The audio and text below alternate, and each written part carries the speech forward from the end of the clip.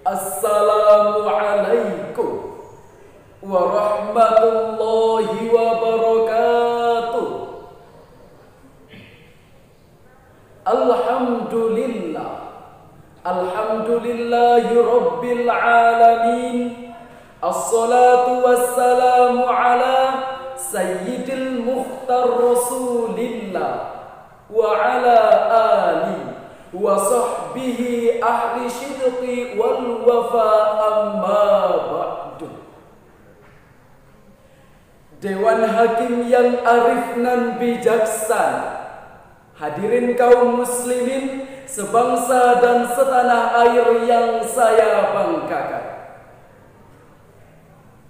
Indonesia merupakan negara dengan julukan Zamrud Khatulistiwa. Akan tetapi, julukan ini mungkin hanyalah sekedar julukan belaka. Karena dengan sumber daya alam yang dimiliki, bangsa ini belum cukup mampu mencapai kemakmurannya. Apa yang terjadi dengan bangsa ini? Apakah kuantitas tidak berbanding lurus dengan kualitas? Mungkin saja benar. Karena seperti yang kita ketahui, kuantitas sumber daya alam bangsa Indonesia sangatlah melimpah. Namun, kualitas sumber daya manusia bangsa Indonesia sangatlah minim.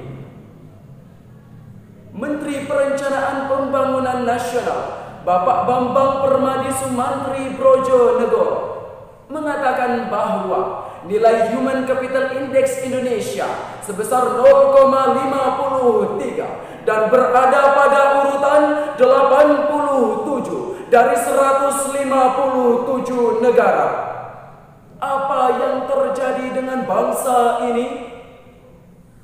Ibu Sri Mulyani, Menteri Keuangan Republik Indonesia, mengatakan bahwa kemerosotan nilai Human Capital Index Indonesia disebabkan karena mayoritas sumber daya manusia kita adalah lulusan SD dan SMP.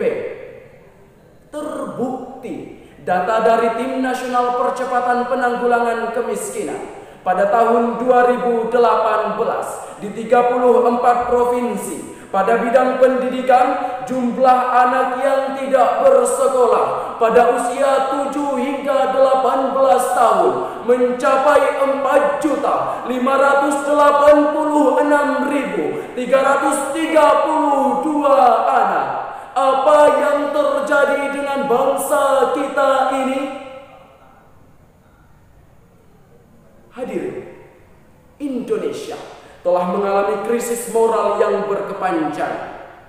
Dalam konteks kekinian, kita sedang dijajah sejak dalam pikiran, tertindas secara kejiwaan. Masa depan generasi muda kita dirusak secara sistematik. Mereka diserang dari berbagai arah. Demikianlah potret suram generasi muda kita saat ini. Padahal berdasarkan data dari Badan Pusat Statistik Nasional, di antara tahun 2025 hingga tahun 2045, Indonesia akan mengalami yang namanya bonus demografi, di mana penduduk yang berusia produktif lebih banyak dibandingkan penduduk yang berusia tidak produktif. Sehingga hal ini harus kita persiapkan mulai dari sekarang. Karena jika dibiarkan terus-menerus, maka bukan bonus demografi yang kita dapatkan, melainkan kutukan demografi yang kita rasakan. Hadirin, mengingat betapa pentingnya hal tersebut, maka tergugah hati saya untuk menyampaikan sebuah syarahan yang berjudul Pembangunan Sumber Daya Manusia Muslim dengan landasan Al-Quran Surah An-Nisa ayat 9. A'udzu billahi minasyaitonir rajim. Bismillahirrahmanirrahim. Wal yakhshal ladzina law taraku min khalfihim dzurriyyatan di'afa khafu alaihim falyattaqullah wal yaqulu qawlan sadida, yang artinya, dan hendaklah takut kepada Allah orang-orang yang sekiranya mereka meninggalkan di belakang mereka keturunan yang lemah, yang mereka khawatir terhadap kesejahteraannya. Oleh sebab itu, hendaklah mereka bertakwa kepada Allah dan hendaklah mereka berbicara dengan tutur kata yang benar. Hadirin sebangsa dan setanah air yang saya banggakan, ayat tadi diawali dengan kalimat wal yakhsha. Istinbat dari wal yakhsha ialah sigat am. Dalam kaidah usul fikih mengatakan al-aslu fil amri lil wujud. Pada prinsipnya, kalimat perintah menunjukkan makna yang wajib. Oleh karena itu, wajib bagi saya, saudara, dan seluruh komponen bangsa merasa takut ketika meninggalkan keturunan yang lemah. Artinya, mereka dibekali dengan ilmu pengetahuan dan diarahkan menuju jalan meningkatkan potensi diri. Sayyidina Umar radhiyallahu anhu memerintahkan kepada setiap manusia untuk selalu meningkatkan potensi yang dimilikinya, tidak hanya berpangku tangan dengan mengandalkan doa semata.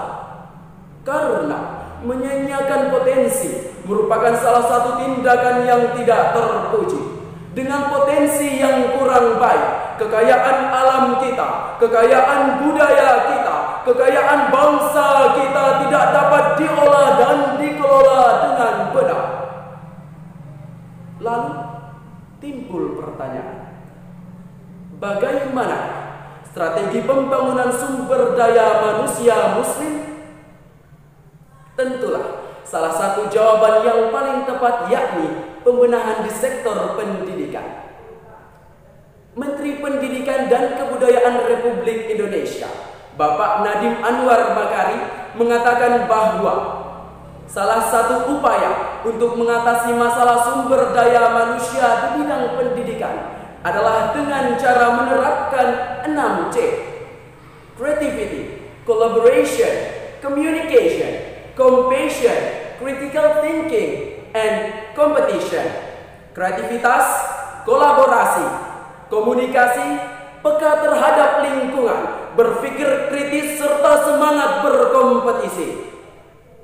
Selain 6 hal di atas, Islam juga menawarkan cara pembangunan sumber daya manusia. Untuk lebih jelasnya, mari kita renungkan firman Allah dalam Al-Quran Surah Al-Alaq ayat 1 hingga 5. A'udzu billahi minasyaitonir rajim. Bismillahirrahmanirrahim. Iqra bismi rabbikal ladzi khalaq. Khalaqal insana min 'alaq. Iqra wa rabbukal akram. Alladzi 'allama bil qalam. 'Allamal insana ma lam ya'lam. Yang artinya, bacalah dengan menyebut nama Tuhanmu yang menciptakan. Dia telah menciptakan manusia dari segumpal darah.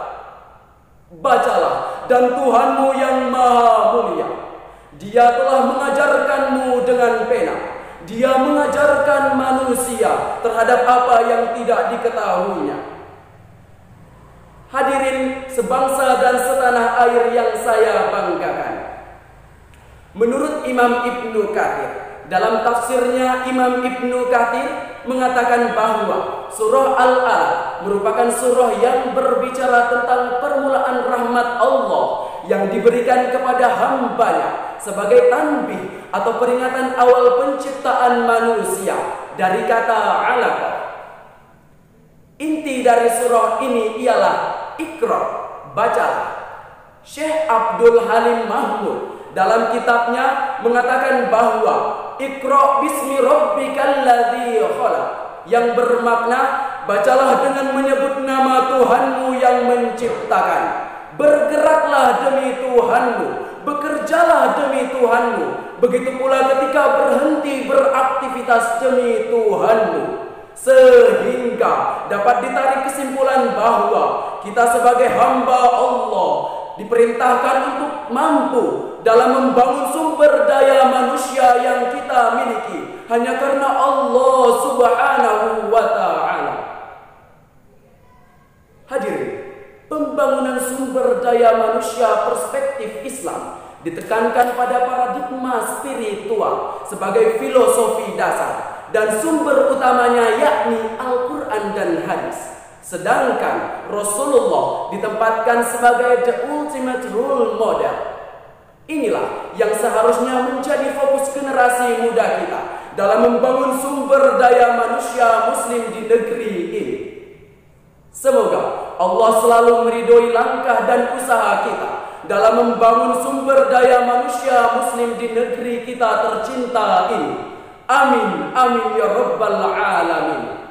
Demikian yang dapat saya sampaikan, kurang dan lebihnya mohon dimaafkan. Usikum wa nafsi bitaqwallah. Wassalamualaikum warahmatullahi wabarakatuh.